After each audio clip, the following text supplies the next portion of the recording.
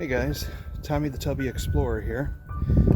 I'm out here at the historic Daniel Boone home and where the hell are we anyways?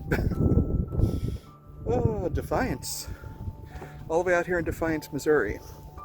No, not that Defiance. The other one, the one that's real. Anyways, I'm out here to show you some of the interesting buildings that they have, and I'm not going to give you a historic tour. I might throw some details in and let you, learn something. Let's go.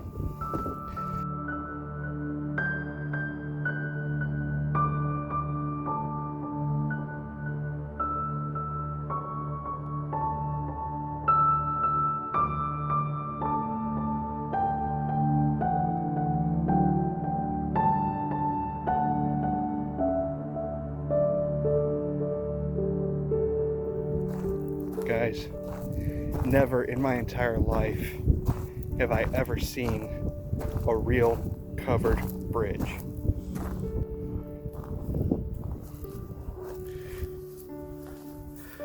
Would you look at that? Damn.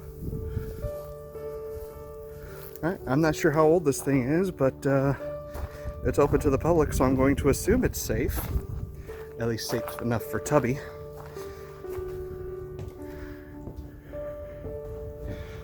I don't know, it's just kind of trippy for me, but hey, this is a new experience. So evidently this whole area was originally owned by Lindenwood. I'm guessing Lindenwood University in St. Charles, but has been taken over since 2009, 2015, somewhere in that year range, by St. Charles County Parks. Where they did a lot of expanding, and I'm going to show you some of the stuff that they did to expand this place. The only building that's actually original to the area is the Boone Family home. Everything else was added on, brought out, and relocated from other places to create what they call an interpretive village, kind of show you what a village might look like back in the day.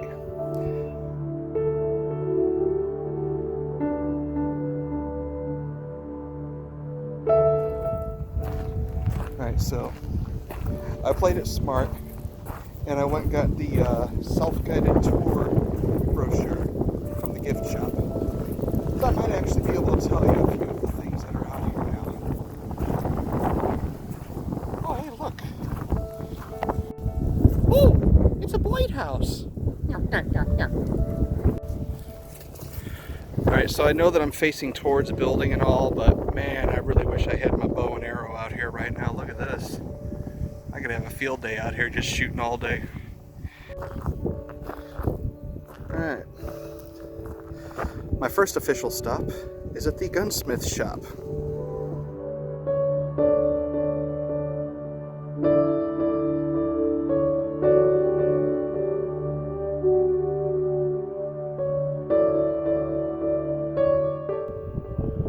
Oh, would you look at that? That's pretty far out. Anyways, let's go up and see what we can see through the windows. Wibbly wobbly.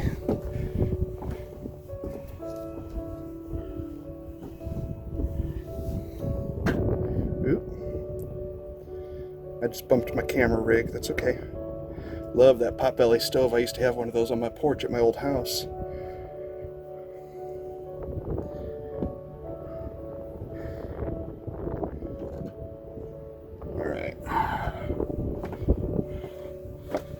Look at that glass though. That is some old stuff. And you could tell from the alignment on here versus here that that is individual panes.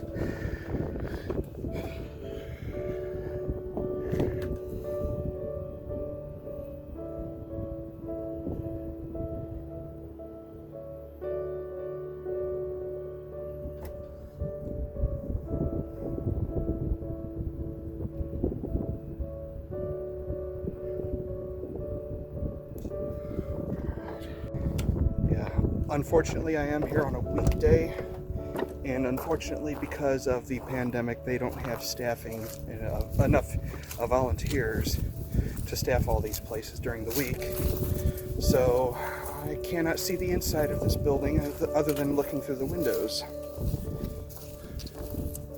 On the other hand, I did manage to take the guided tour of the Boone home. I did not film in there, but I did get plenty of photos, which you can check out on my Facebook page. Damn if I could remember what the address is on my Facebook page. I'll definitely put it in the description. Moving on, we're going to visit the Blacksmith Shop. Now this is supposed to be a representation of a smaller shop, and no, this is not the kind of blacksmith shop you would see if you were playing, say, Skyrim. Alright, let's just try to get that little misconception out of your head. This is a reproduction that was built by volunteers in 2012.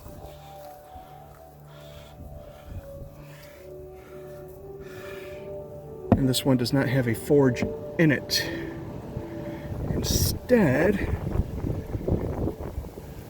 there's nothing but a couple, yeah, well that's kind of disappointing, but hey. Anyways, your blacksmith would be the guy that would be over here banging out your sheet metal, horseshoes, that sort of thing, nails. What else would they be making? They might be making the parts for the gun. Guy next door there that, let's see, there he is, yeah. So this guy would be banging out the metal for the guns, and this guy would be assembling them into guns. Who knows? I didn't see any stairs in there. I wonder exactly how high is that ceiling.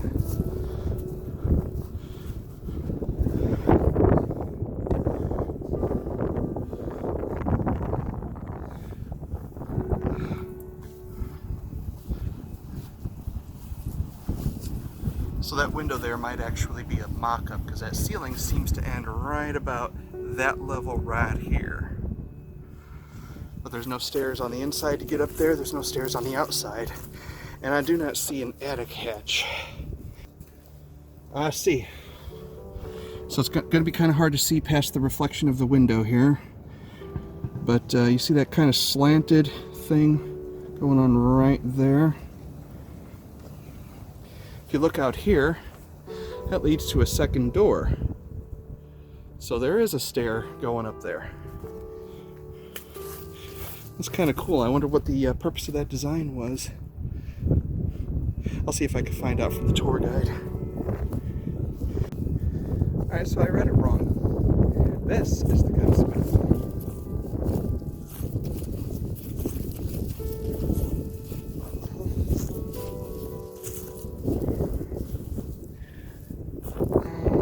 I thought that building there was... Oh well, I mix up. Oh, hey, look.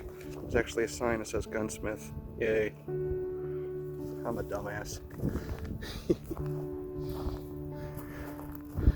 Alright, so this is where they would assemble the guns, the barrels, shape the stock, do some woodworking. And they might actually make some of the locks that you would see on some of the older buildings. Locks that use skeleton keys or whatnot. Let's see what we could see from out here. Oh wow, look at that. Actually shaping a gun stock there. You can see the fireplace and hearth in the background. Now there's this weird looking outbuilding in front of the gunsmith. Oh, this is part of the smithy. Okay, so remember me saying that there was nothing in building 12 there, the smithy, that would actually be used for smithing? That's because it's all in this outbuilding right here in front of the gunsmith. Now it's padlocked, it's closed up, it's locked, but I'm assuming this is where the actual forge would be. The forge, the anvil, all that good stuff. As well as the armor workbench and the grinding wheel to sharpen your swords. Here we've got the Ingledew and Hayes Culshaw house. Ingledew. It's from around the 1830s. It was originally located in Robertsville, Missouri. This is what they call a dog trot style house. Now, while this one is actually meant to be a house, right now it's kind of set up to represent a tavern and a boarding house. And just see what we can see through the windows. And wow, can't see much. Firewood, bedpost. Yeah. Oh yeah, that is a bedpost because there's another one just beyond it. So, anyways. I know they wouldn't have had that in the 1800s.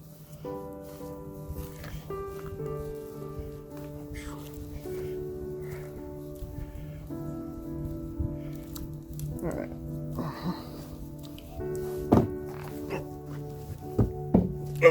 Oh, damn. Tubby's too tubby for that. There we go. Now we got a better look. Sort of, kind of. Anyways. I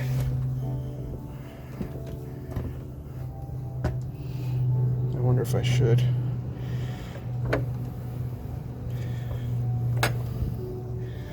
Yeah, no. And if you're from the Parks Division, or maybe you're my tour guide and you just watched me do that on film, just be assured, I wasn't intending on walking in there. I was going to stick my camera rig in there and just get a sweep of the room. I'm sorry. Alright. Hey, there's another one of these on the other side. Lots of firewood stored up. Not enough to get through the winter, because that winter's going to be blustery, I reckon. Anyways, let's try to get up here again. Oh man, that's crumbling. Yeah, maybe I don't want to do that.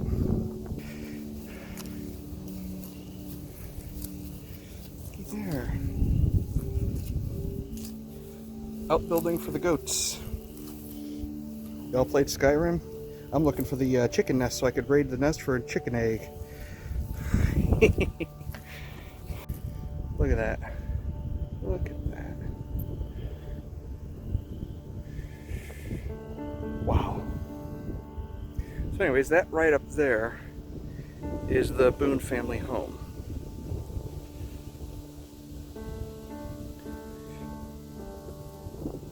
And that is what used to be the front of the home. And the Boones had all this property here to look out across. But yeah, there's the road that travelers and visitors would have come up in order to visit the Boone family. All the way up there to that. I don't know if I'm supposed to, but I'm going to take a little walk past the tree line here down the road and just get an idea of what it looks like from down here. Probably the same as what I just showed you, only 100 feet longer. Who knows? Is this what I think it is here? I know this place was also known as a sugar camp. Is that what I think it is? Sugar cane? Somebody out there has to know more about this than I do. Comment below. Let me know what you think that is.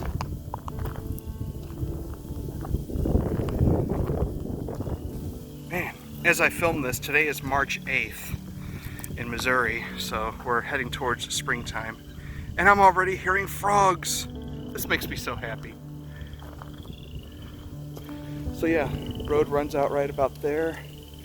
A little bit further, I'm guessing, is the river. I don't know. I'd have to check the map to see where I am. Let me see if I can get enough signal to do that. So yeah, according to Google Maps, I'm actually a few miles from the river, so I was under the impression that it was just beyond that tree line. No, just a few miles beyond that tree line. So you can see where I am here. There's probably another couple hundred feet of road here behind me. And we'll flip around. And there's the view travelers would have. Now remember, they wouldn't see any of this over here. They would just see the house. So this stable-looking building isn't labeled in the brochure, so we're just going to assume that since it looks like a stable, it's a stable.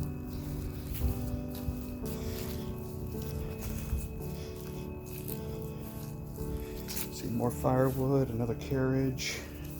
Will look like the same design wheels as what I saw on the covered bridge. Yep. No? Hang on a sec. Is that what I think it is? Can't be. No, it's not. So wood, metal, probably iron. Oh, hey. I have a sled back here too.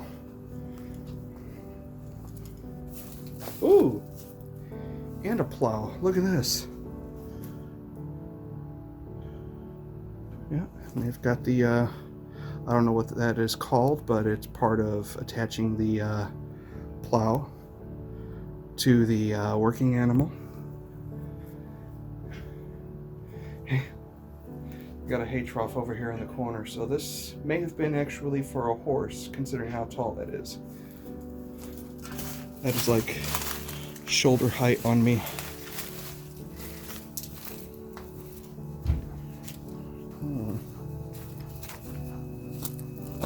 I wonder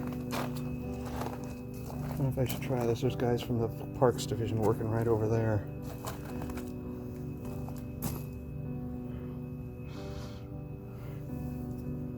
Oh, hey. It's open all right. So that one has same door in the back, two-part door. I'm guessing it's for livestock, but I have no idea what livestock would be willing to use stairs.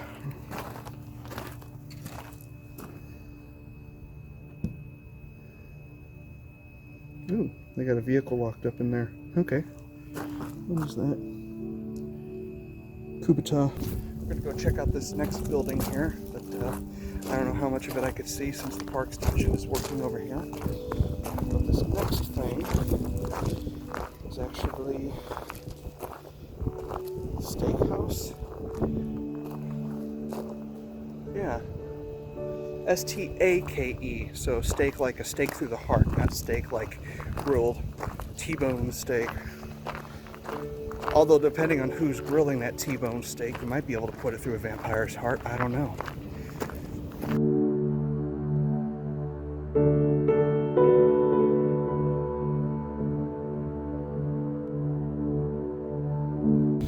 Well, before I check out the steakhouse, I'm going to check out the Detached Kitchen.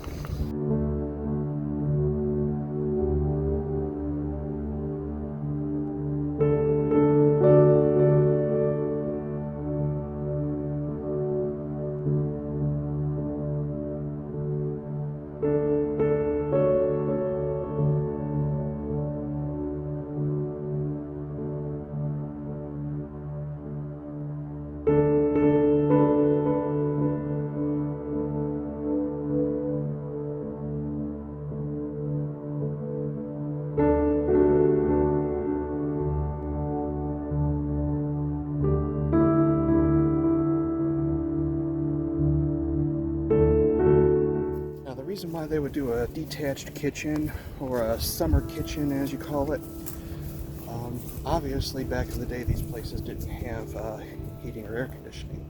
So during the winter,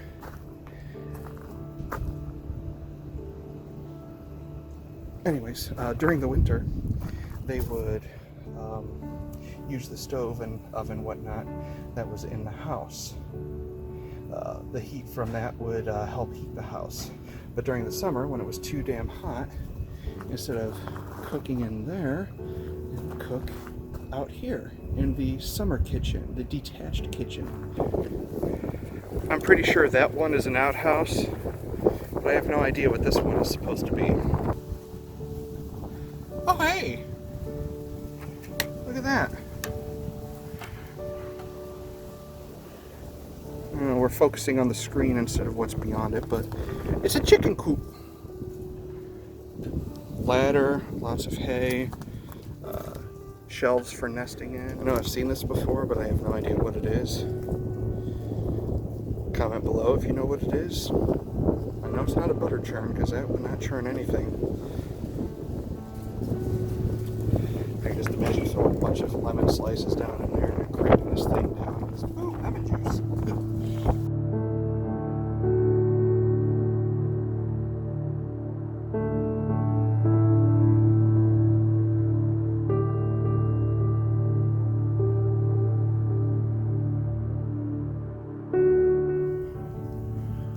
I don't know what this building actually is, but it sure looks like it has some pews in it.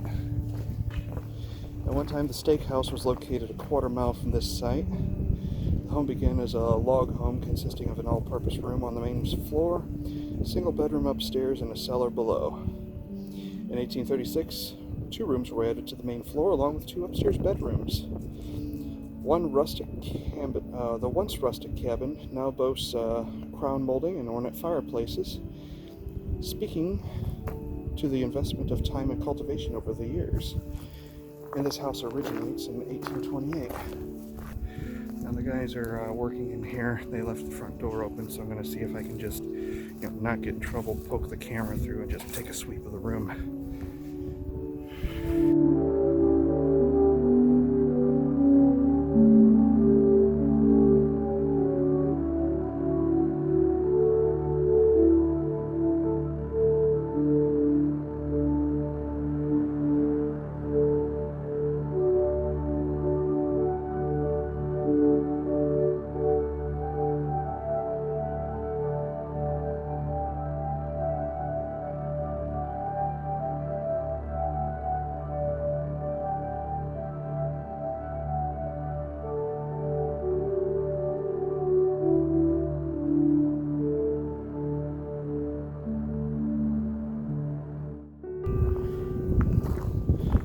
Would you look at the roof on that? Ooh. I know somebody who would have a field day inspecting that just to get it replaced. Hey Frank, how much would that roof be worth to you, huh? I'm going to assume they're storing those pews there because they're doing something to the church, which is right next door, and we're going to check that out right now. Now we're going to check out the Old Peace Chapel, which dates back to the mid-1800s. Originally located 5 miles away from this location in New Melly, Missouri, which is a nice place, by the way. Built in the mid-1800s, originally used as a general store and dance hall. In 1904, it was purchased and remodeled. And then later, a year later, it opened as Frieden's Church, which I think, if you're from the area of St. Charles County, the name Frieden's will be very, very, very familiar to you. Services in the 1800s were very different than today. It was an all-day event, 3 hours in the morning followed by a few hours in the afternoon. I don't know about any of my fellow pagans out there, but I can't even do a circle ceremony for that long. Come on. I'm ready to get the chanting over with and move into the feast. Let's go.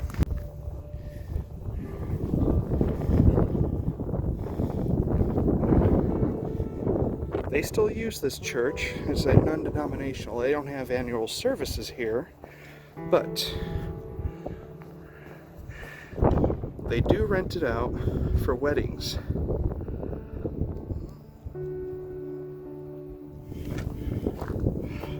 I knew it. I knew it. They're reflooring the church, and that's why all the pews are being stored in the steakhouse over there.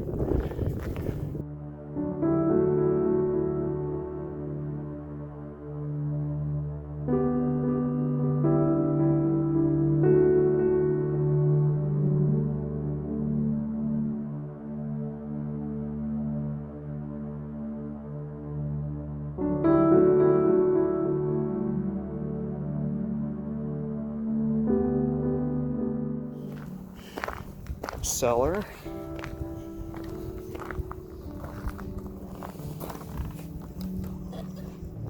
Yeah.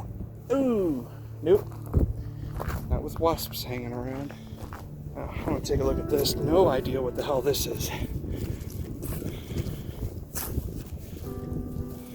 I'll call it the pagoda.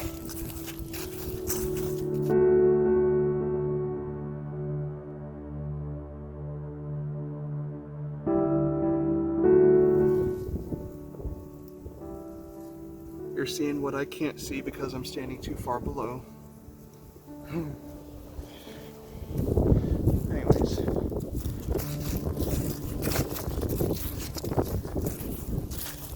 Bats in the belfry. Some of you might not know what that means, but actually bats in the belfry, aside from meaning that there are bats living in the belfry, usually means that someone's crazy. They've got bats in their belfry. We have the Carpenter Shop here. This dates back to 1837 on the dot. And sometime in the past few decades, it was hauled in from Flint Hill, Missouri to sit in the village.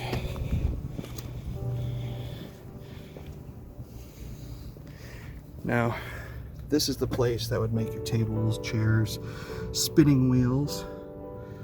So you got to spin straw into gold, dairy. Doors for your house. These cute little benches, that sort of thing. And in lieu of an actual undertaker, this guy would also be making your coffin for you. Welcome to the Carpenter Shop. We specialize in all things wood. Wood. Axe handles, spoons, coffins, benches, tables, pegs, shoes, bed frames, shingles, and more. Come see us for all your woodworking needs. He's gonna work wood. That's cool.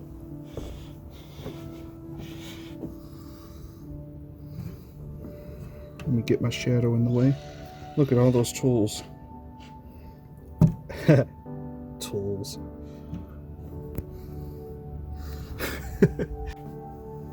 Sorry, but in case you couldn't tell, I'm a big Beavis and Butthead fan. They roll.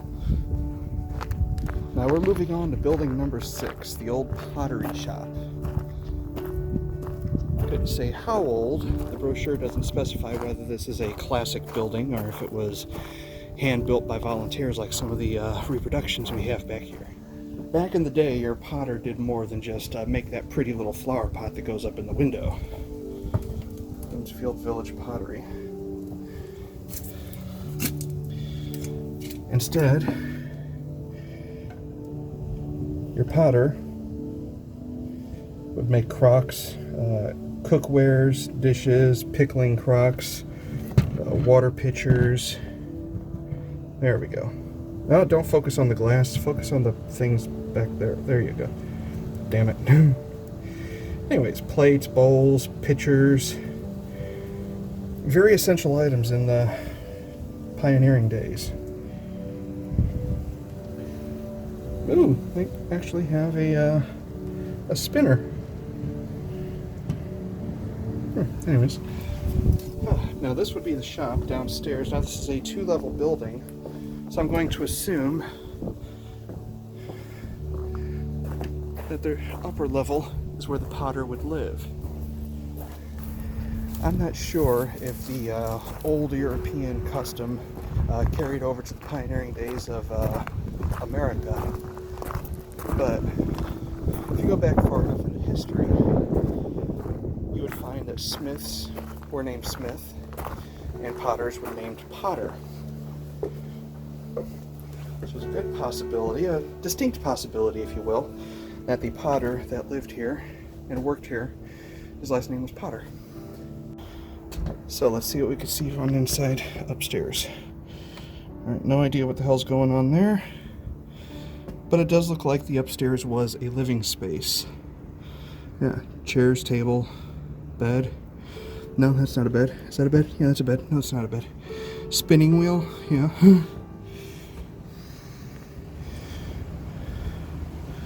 Alright. Hey, look. A window. Let's get our peeping Tom on over here, huh? Yeah, look at that. We got a potbelly stove there too. Anyways.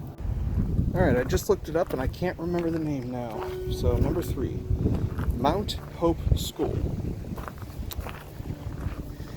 This was the local schoolhouse in St. Paul, Missouri.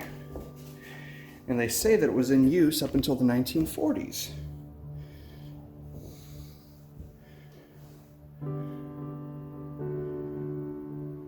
Teacher's desk. Welcome to the Mount Hope School. It was located 25 miles northeast of here near St. Paul, Missouri. It provided education for children for over 100 years. At one time, there were some 200,000 one-room, one-teacher schools in America. School attendance for at least 8 years was not mandatory in Missouri until 1903. Daniel Boone himself was homeschooled. One-room schools taught reading and writing and arithmetic. The 3 hours history, geography, rhetoric, and discipline were also taught. But can you imagine being a student in this room? Probably 10, 20 other kids. All different age levels, all different grade levels. All in the same room, all being taught by one teacher. Now imagine this is the view that the teacher would have. Looking over an entire classroom of students, maybe 10 or 20 kids, who knows. Again, all different ages and grade levels. Please do not write, thank you, on the board. Now we're going to check out the Seppington Dressle house. Built in 1806, or between 1806 and 1808. The tour guide tells me that this place was built in 3 pieces. I'll show you those pieces in a moment. Look at that.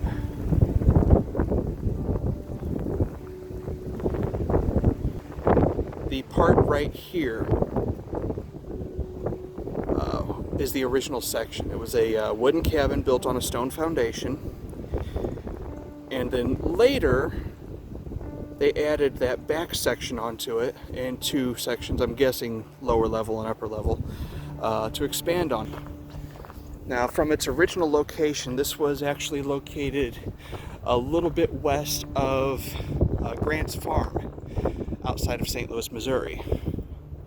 I don't know the exact town. I could go straight to it, but I can't tell you what town Grant's Farm is in.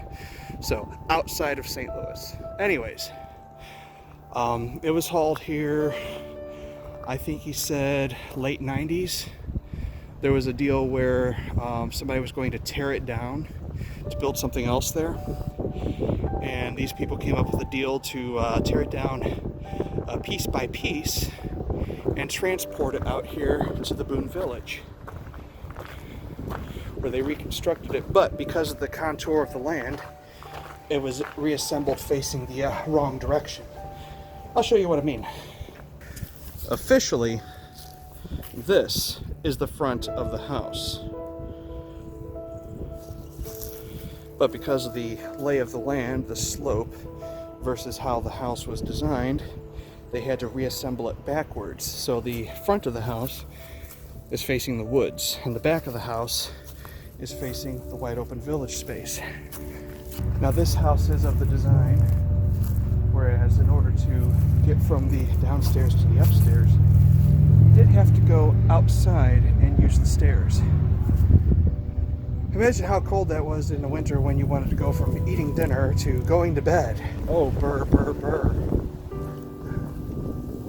Now that porch is actually enclosed, so I can't get to it, but I can go here.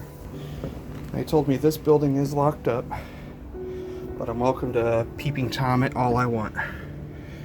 So it looks like a writing desk over there, chair by the window, table and chairs. Yeah, it's a shame. I would love to see this. And yes, he says, they did put a door in that goes between the old section and the new section.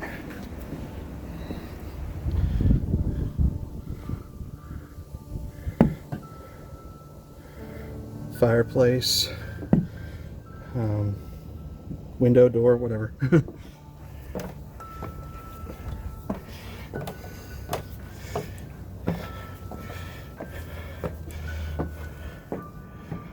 Man, there's a lot of shelving in here. Can't tell, not with the phone. Ooh! Low ceiling. This was not made for tall people.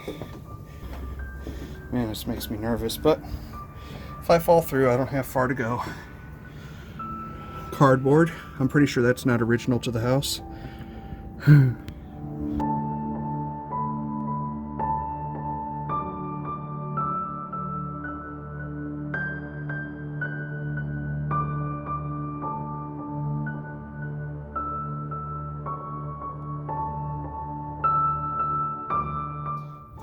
I mean, if you're from the St. Louis area or eastern Missouri at all, you should know the name of Seppington. Seppington Farmers Market, Seppington Barracks. I hear the damn bell.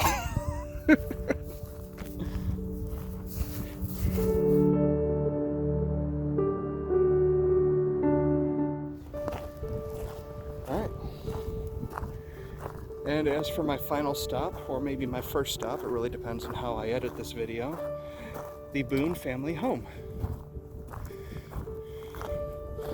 Now first we go through the courtyard.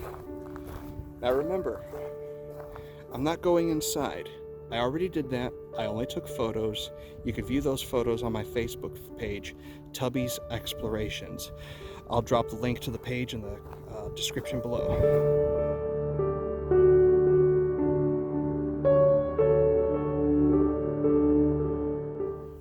This is where we went in. This is the winter kitchen, or not kitchen, dining room. The kitchen is actually over here.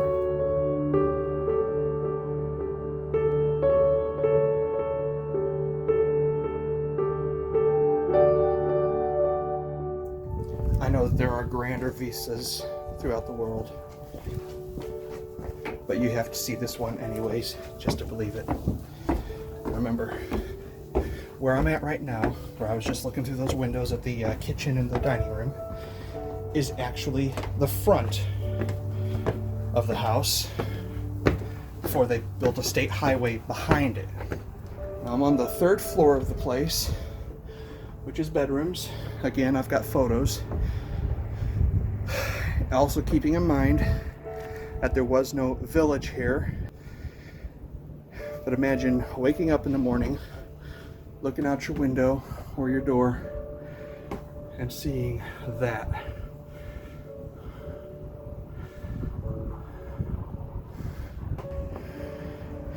There you go. Minus all those buildings down there. This is what your boy would have woken up to in the 1800s. No buildings, only one road, no county parks maintenance trucks and vans buzzing around, just this. And if you see way down there is that little dead-end road that I was on earlier. By my time, it was about 2 hours ago. Apparently, in his older age, the Daniel Boone was not very fond of company. So he used this to his advantage.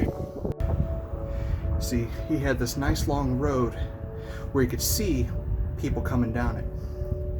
And basically, if he saw people coming and he didn't feel like socializing, he had plenty of warning on how to pick himself up, get the hell out of sight, and go hide so he didn't have to socialize. And as a part-time hermit, I can understand. Now remember, people, what do we do when we fall down the steps? When we stop, we yell, "Shortcut!" Now, I never actually looked at the back of this place. Now, the back of it actually faces towards Highway F, State Highway F.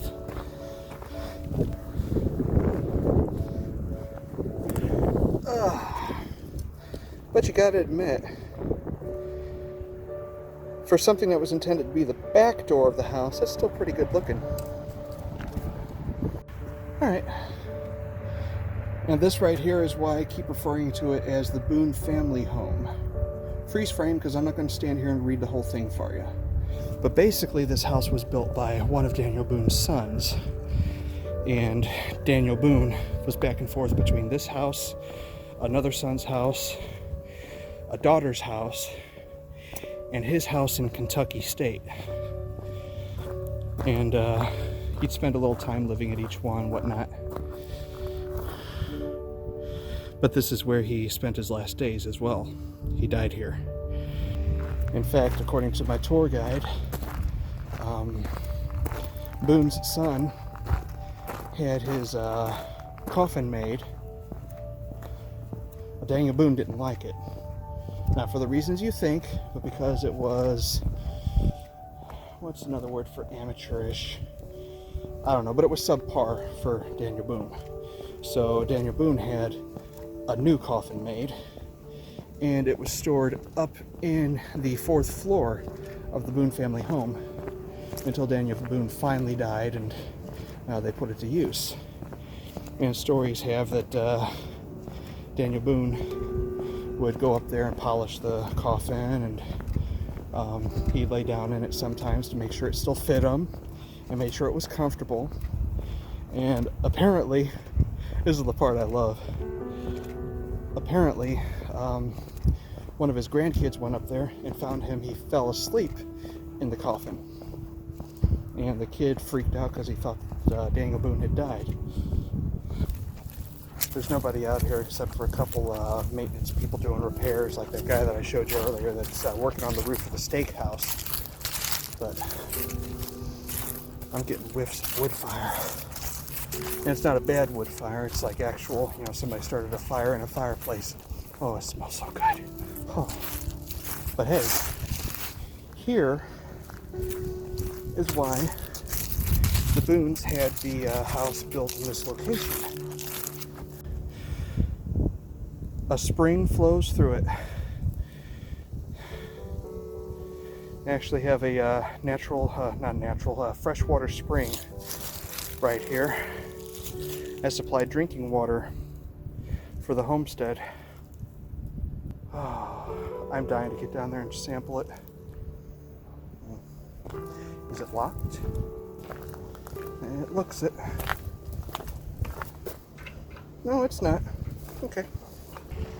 So I'm taking you across the road to the I don't know if you call it a graveyard. Graveyard's supposed to be graves buried next to a church. But cemeteries are customarily much larger than this place. So let's call it what you want. We're going up here.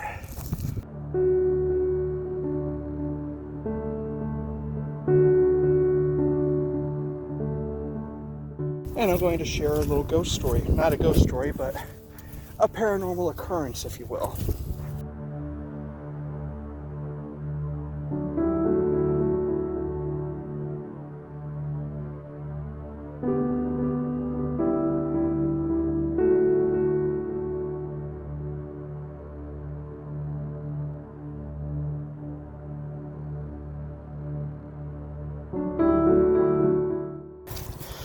Out of respect, I'm not going to try to go in here.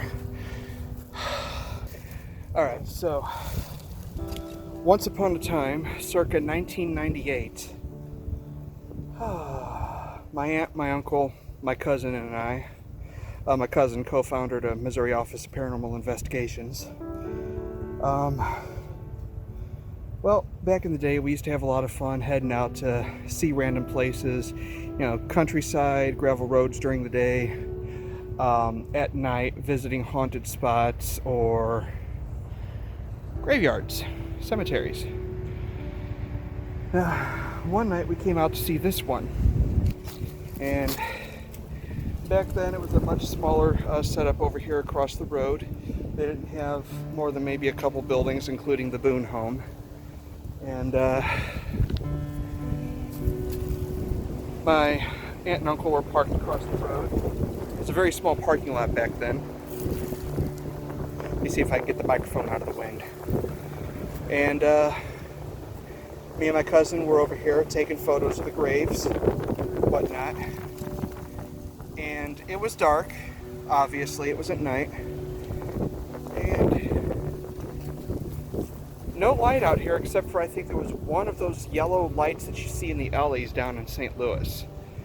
One yellow light over amongst the buildings, a couple buildings that were here. But up the hill here behind me, you could see maybe 3 very tall, very thin, dark objects, probably about 9 or 10 feet tall. And they were moving this way, and then they stopped moving in that direction, but they started getting bigger, like they were walking towards us. And that was 3 of them. Motorbike, hang on. Okay, we're good. But these things started walking towards us. You could hear them kind of rustling the leaves as they walked. So we knew that it was not our imagination, not when 2 people were seeing it and hearing it. I tell you what, you can see how tall this fence is right here. It's a little bit above my waist, and you know, just to the bottom of my belly. You can see how tall it looks back there. When I saw that crap moving towards us, I hurdled that damn fence and took off across the road. My skinny, lanky cousin Gino didn't have a chance in keeping up with me because I was gone like a shot.